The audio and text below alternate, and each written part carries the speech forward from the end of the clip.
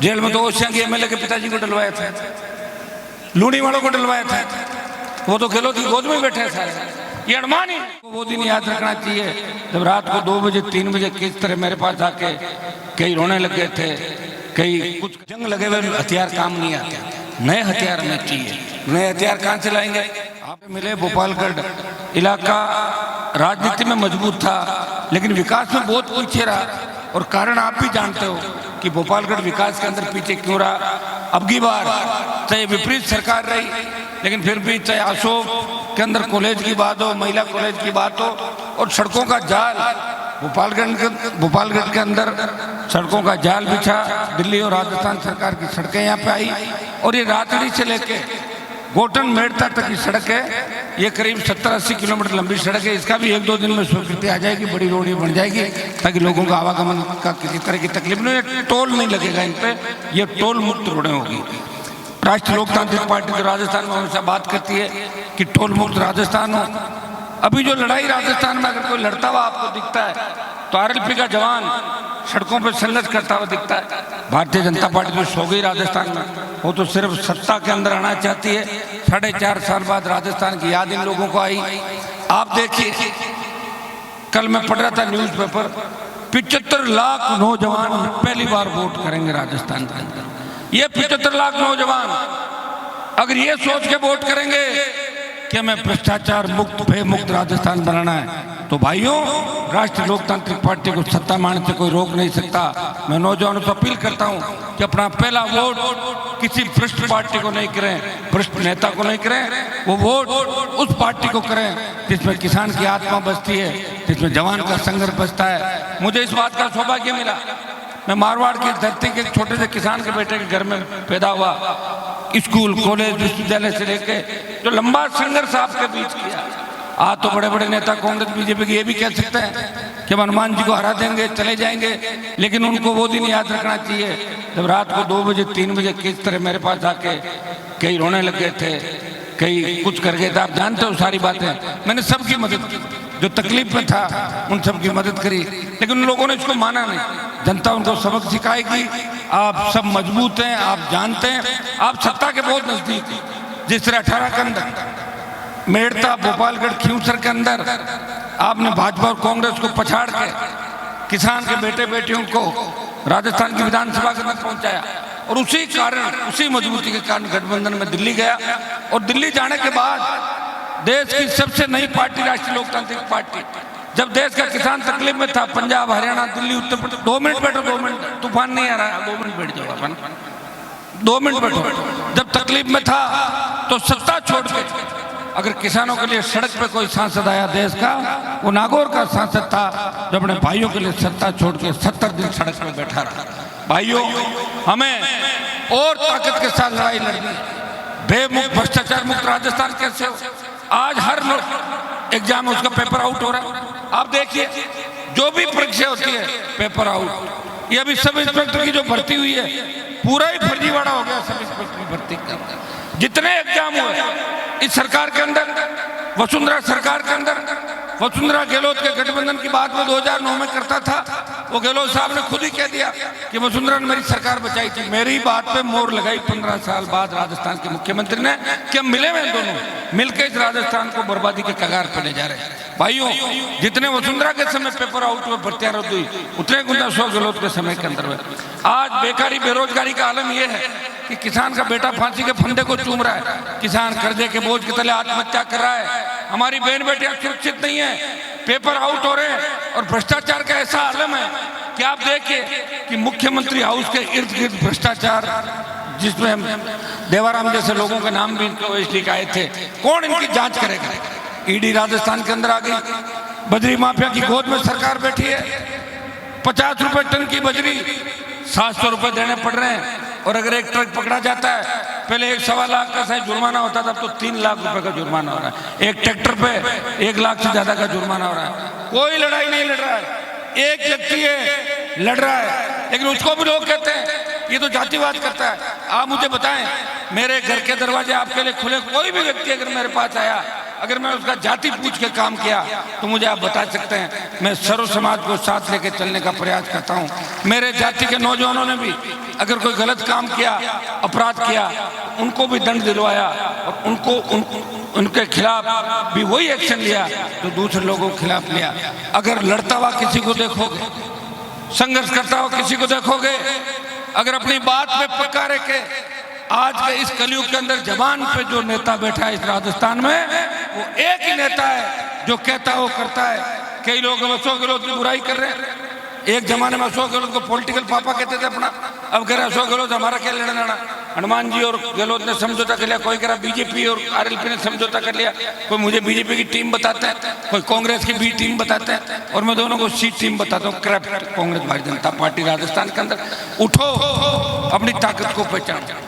आप तो गोपालगढ़ के अंदर तो मजबूत हो ही कहने की आवश्यकता नहीं, खाली गोपालगढ़ से काम नहीं चलेगा। बिलाड़ा की सीट पे भी कब्जा करना है, ओसिया पे भी कब्जा करना है, लोआउट में भी राष्ट्रीय लोकतांत्रिक पार्टी को कब्जा करना है। फैल जाओ जगह जगह। नौजवानों, सोशल मीडिया पे भी आप सबसे बड़ा जो हथियार आपके पास है, उसमें भी अच्छी अच्छी चीज आप डालो। कोई फालतू की बकवास करा, ध्यान मत दो उस तरफ, कौन देखता है। लोग तो जो चढ़ता है उस पर भी अगर हंसेंगे जो पैदल चलेगा उस पर भी हंसते रहता है। हमें उनका ध्यान नहीं देना, हमें ध्यान देना है कि 2023 के अंदर जिस तरह नागौर की 10 सीटों पे राष्ट्रीय लोकतांत्रिक पार्टी 1 नंबर 2 नंबर पर रहेगी 10 की 10, उसी तरह जोधपुर कम से कम 8-9 सीटों पर आरएलपी फर्स्ट सेकंड रहे तो अपना आप जीतेंगे। बाड़मेर के अंदर, बीकानेर के अंदर आपने देखा होगा कि कोलायत को अगर आजादी मिली पहली बार, तो परसों कोलायत इलाका आजाद हो गया। लोगों को लगा कि लोकतंत्र है राजस्थान के अंदर। भीमराव अंबेडकर ने जो संविधान बनाया था, कोलायत के लोगों को परसों एहसास हुआ कि संविधान वास्तव में हमारे लिए किस खौफ के साए के अंदर लोग जीते थे। ये खौफ खत्म कोई करेगा राजस्थान में, वो राष्ट्रीय लोकतांत्रिक पार्टी करेगी। गुंडे, बदमाश, अपराधी और जितने भी गैंगस्टर राजस्थान के अंदर, अगर उनको सलाखों के पीछे बिठाने का कोई काम करेगी, माफिया को अगर दंड दिलाएगी, भ्रष्टाचारियों का इलाज करेगी, तो राष्ट्रीय लोकतांत्रिक पार्टी करेगी। मैं इतना ही विश्वास आपको दिलाता हूं कि मुझे अगर सत्ता का लोभ लालच होता, मेरे पिताजी को तो अशोक गहलोत ने जेल में नहीं डलवाया था। जेल में तो ओसिया के एमएलए के पिताजी को डलवाया था, लूणी वालों को डलवाया था। वो तो गहलोत की गोद में बैठे हैं सारे। ये अनमान ही है जो उनका बदला भी ले रहा है। और गहलोत के बेटे को हरा के संदेश दिया राजस्थान के अंदर कि उदारी लड़ाई लेके किसान कौम की रखवाली अगर किसी ने करी। नागौर का सांसद था जिसने मोदी की सत्ता को ठोकर मारी। और अग्निपथ के मामले में जब देश का जवान मेरी ओर देख रहा था, एक व्यक्ति था देश के अंदर जिसने लोकसभा के अंदर कहा कि सेना को ठेके पर नहीं लेने देंगे। और जोधपुर के अंदर 2 लाख जवानों की रैली करके भारतीय जनता पार्टी को चुनौती दी। जब पहलवान बेटियां न्याय के लिए जंतर मंतर पे थी, देश का एक सांसद उनके पास जाता है, वो नई लोकसभा भवन का बहिष्कार करता है उद्घाटन कार्यक्रम का, और वो संदेश देता है कि बेटियों को न्याय जब तक नहीं मिलेगा हम इसी तरह संघर्ष करते रहेंगे। मोदी जी जिद छोड़ दो, नहीं तो जिस तरह किसान आंदोलन में मुंह की खाई थी, कर्नाटक हिमाचल हाथ से गया था, उसी तरह राजस्थान भी हाथ से चला जाएगा। ये चेतावनी देने की अगर हिम्मत कोई रखता है वो नागौर का सांसद है। भाइयों, तूफान आ रहा है और तूफान आने से लग रहा है कि थोड़ा बहुत आप भी घर जाने की तैयारी में हो। माताएं बहनें, मैं लंबी चौड़ी बात नहीं कहकर इतना ही आपको आह्वान करूंगा, हम सबको मिलजुल के इस प्रदेश को आगे बढ़ाना। एक जाति आगे बढ़ने से कभी प्रदेश आगे नहीं बढ़ता, सर्व समाज को साथ लेके चलना पड़ता है। शोषित पीड़ित जितने भी हमारे भाई हैं उनको साथ लेके चलना पड़ेगा। अंग्रेजों से जब लड़ाई चली थी देश के अंदर, 200 साल की गुलामी के अंदर जब संघर्ष किया था हमारे भाइयों ने, तब तमाम जातियों ने मिलकर लड़ाई लड़ी थी। वही लड़ाई हमें राजस्थान में लड़नी है। हमें ऐसी व्यवस्था चाहिए कि हमारी बहन बेटियां रात को 12 बजे भी निकले, मजा ले कोई सामने देख ले, वो ऐसे विचरण करे जैसे घर के आंगन के अंदर हो। ये राज कब आएगा? बीजेपी वाला अगर फिर आ गए फिर 5 साल परेशान हो जाओगे। कांग्रेस गहलोत साहब घोषणाएं कर रहे हैं खूब सारी। 2012 में भी खूब ट्यूबलाइट बांटी थी, मुफ्त योजना, दवाई लाए थे, लेकिन लोगों ने दवाई खा खा के कांग्रेस के खिलाफ वोट दिया था। याद है ना आप लोगों को? इनसे कुछ भी नहीं बचने वाला। 4.5 साल जो राजस्थान को लूटा, जिस तरह सरकार होटलों में कैद रही, जिस तरह मानेसर चले गए, वो भारी भ्रष्टाचार का खेल राजस्थान के अंदर हुआ। बसपा पूरी पार्टी को ही खरीद ली, कांग्रेस में विलय कर लिया था। अगर कोई दल बचा था वो आरएलपी थी, जो गहलोत से नहीं टूटी, अमित शाह से नहीं टूटी। उसमें जवान की आत्मा बचती है, किसान का आशीर्वाद और आत्मा बचती है। भाइयों चुनाव का समय, इसलिए फिर आपको आपकी ताकत याद दिला रहा हूँ। भोपालगढ़ को तो रिपीट करना ही है, वापिस RLP जीते यहाँ से, मैं आह्वान निवेदन करने आपके बीच आया हूँ। और मैं आपको इस बात का भी धन्यवाद दूंगा कि 18 के अंदर एक मीटिंग मैंने करी थी और आपने मेरे पे भरोसा करके हनुमान बेनीवाल को जो मजबूती दी। जब मैं विधानसभा के अंदर गया तो पत्रकारों ने पूछा कि आपने क्या कर लिया, मैंने कहा कर लिया ना, खुद वापिस आ गया और 2 साथ लेके आ गए, 3 आ गए ना, एक से पहले एक ही नहीं आता था, वापिस झगड़ा करके 13 में अकेला था, 18 में 3 के साथ आया। ये हमारा कुंबा बड़ा आपके गाँव, किसी ने सोचा कि मेलाना का राजू खोजा बावड़ी का प्रधान होगा, सोचा था क्या कांग्रेस बीजेपी? ये आपका आशीर्वाद संघर्ष था कि दिव्या मदेरणा को पटकनी देके राजू खोजा बावड़ी का प्रधान बना। थोड़ी बहुत परेशानी आ सकती है, लेकिन आप चिंता नहीं करें, हमें जो थोड़ा सा परेशान करेगा उसको इतना परेशान कर देंगे कि राजनीति छोड़ देगा अगला। ये भी हमारे को आता है, ये काम भी होगा आने वाले समय। 2 महीने हिम्मत करके आप रख लें, आचार संहिता तक कुछ लोग कांग्रेस बीजेपी के अंदर रह के अगर अपना काम निकालना चाहते तो आराम से निकालो, मेरे कोई प्रॉब्लम नहीं। जैसे ही आचार संहिता लगे सारे कूद के पड़ना, उस व्यवस्था को इस बार बदलना है। नौजवानों, हर क्रांति के नायक नौजवान थे, तांत्या टोपे मंगल पांडे से लेके भगत सिंह ने जो कुर्बानियां दी थी वो हीरो थे, वो नायक थे। एक जलजला इस देश के अंदर पैदा किया। हनुमान बेनीवाल की RLP पार्टी के अंदर, किसानों की RLP पार्टी के अंदर जवानों की संख्या सबसे ज्यादा है, और जवान जिधर चलता है उधर जमाना चलता है, जवानी जिधर चलती है उधर जमाना चलता है। छोटे भाई भगत सिंह की भूमिका के अंदर और माताएं बहनें झांसी की रानी लक्ष्मीबाई बन के इस पाप भय भ्रष्टाचार का खात्मा करेगी। जिस तरह की फर्जी डिग्रियां राजस्थान में बन रही है, फर्जी लोग नौकरियों के अंदर लग रहे हैं, गरीब किसान के पढ़ने वाले बेटे वो देखते हैं रिजल्ट और हमें कहते हैं पेपर आउट हो गया, भर्ती रद्द कराओ। हम प्रयास करते हैं लेकिन रद्द नहीं करा पाते कई भर्तियां। ईडी एंट्री कर रही है लेकिन चुनाव का समय इसलिए कर रही है, ईडी भी कार्रवाई नहीं करेगी। आप देखना ये बातें मुख्यमंत्री आरोप लगाते हैं कि संजीवनी में शेखावत आरोपी है। मुख्यमंत्री को आरोप लगाने की जरूरत थोड़ी होती है, मुख्यमंत्री तो कार्रवाई करते हैं। एक बार वसुंधरा और मेरा विधानसभा के अंदर वसुंधरा ने कहा कि आप तो आपराधिक छवि के विधायक हो। मैंने कहा मैडम मैं अगर आपराधिक छवि का विधायक हूँ तो मुझे गिरफ्तार करो, आप CM हो राजस्थान की, और आप मुझे गिरफ्तार अगर नहीं कर पा रही हो उस सीट पे मुझे बिठा दो, इधर आप बैठ जाओ, 1 मिनट में गिरफ्तार कर लूंगा अंदर ही, तो करो आप। तो CM पकड़े, झूठे मुकदमे लगते रहते हैं, रोड जाम कर दी, आंदोलन हुआ तो आपके लिए हुआ, मैं मेरे लिए कुछ थोड़ी किया। और हमें तो किस तरह फंसाया था आपको पता है कि हमारे ही समाज के लोगों ने 2001 में जिस तरह मेरे परिवार को मारने का, तोड़ने का जो प्रयास किया, इन सब बदमाशों से लड़ते लड़ते लड़ते लड़ते सर्व समाज को साथ लेके एक व्यक्ति सत्ता छोड़ के, जवानी के अंदर सत्ता कोई नहीं छोड़ता भाई, जवानी में सत्ता का आनंद लेना चाहते हैं लोग। और जो देश की सबसे नई पार्टी है आज राष्ट्रीय लोकतांत्रिक पार्टी, गूगल पर सर्च करो, देश की सबसे बड़ी जो नई पार्टी है उसका आपका जो भाई है उस पार्टी को इतना जल्दी आगे तक लेके गया कि आज लोकसभा जब चलती है तब सबको ये पता है कि राजस्थान की तरफ से जरूर आवाज आएगी जब जवान किसान को आवश्यकता पड़ती है। मैं हर उस मुद्दे को उठाता हूँ जो आवश्यक है। Corona, lumpy, TT, petrol diesel की बढ़ती कीमतें, अग्निपथ, किसान बिल, दूसरे राजस्थान के जितने भी मुद्दे, सड़क, पानी, स्कूल, बिजली, बेरोजगारी, बेकारी, बिगड़ती कानून व्यवस्था, भ्रष्टाचार के खिलाफ अगर कोई लोकसभा के अंदर राजस्थान की पैरोकारी करता है तो 24 सांसद मोदी की जय बोलते हैं और एक सांसद इस राजस्थान का जयकारा करता है, एक सांसद किसान कौम का जयकारा करता है।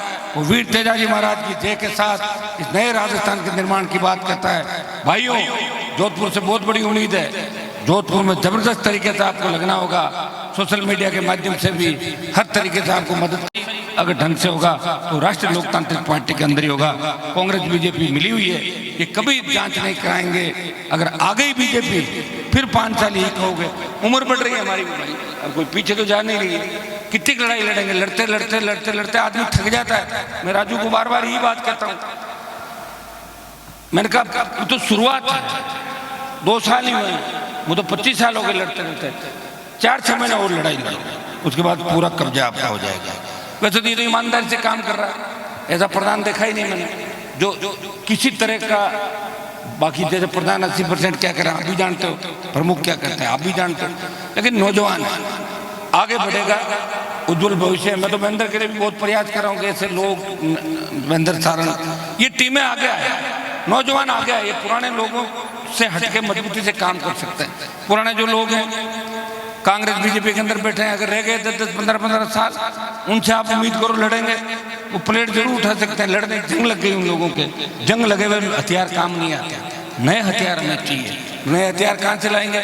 आप लोग ही हमें आपके लड़ेंगे, प्रयास करेंगे, नए जोधपुर का निर्माण करेंगे और नए राजस्थान का निर्माण करेंगे। बहुत बहुत आपको धन्यवाद। इस मंदिर के कार्यक्रम में मुझे आपने बुलाया, क्योंकि आपके गांव से मेरा बहुत बड़ा लगाव है। राजू यहाँ से प्रधान है और पूरी टीम को ये लीड करता है यहाँ पे, तो मेरी इच्छा भी थी गांव के अंदर मैं आऊँ।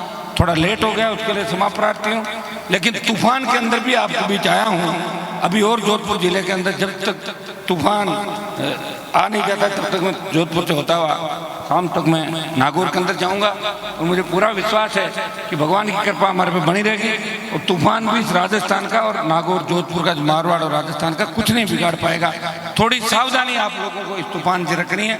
हमें हर वो काम करने जो सरकारी गाइडलाइन है, जो रेड अलर्ट, हाई अलर्ट जारी किया, उसका ध्यान भी रखना है। जान है तो जहां है और जान नहीं तो कुछ भी नहीं।